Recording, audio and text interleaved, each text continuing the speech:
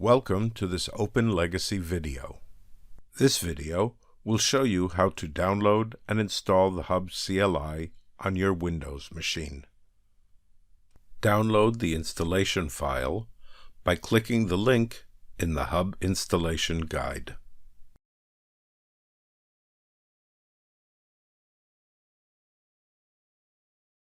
Unzip the downloaded file and extract the files.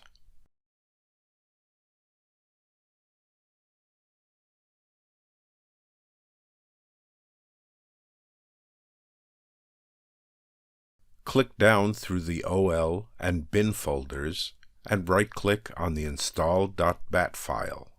Choose Run as Administrator.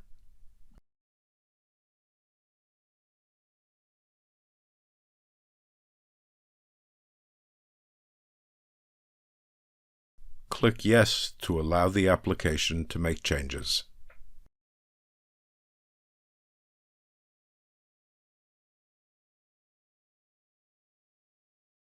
The command window opens and a message is displayed. Press any key to continue and the command window will close. Open a new CLI window. Use CMD or Git Bash. Run the OL command to verify that the CLI is working properly.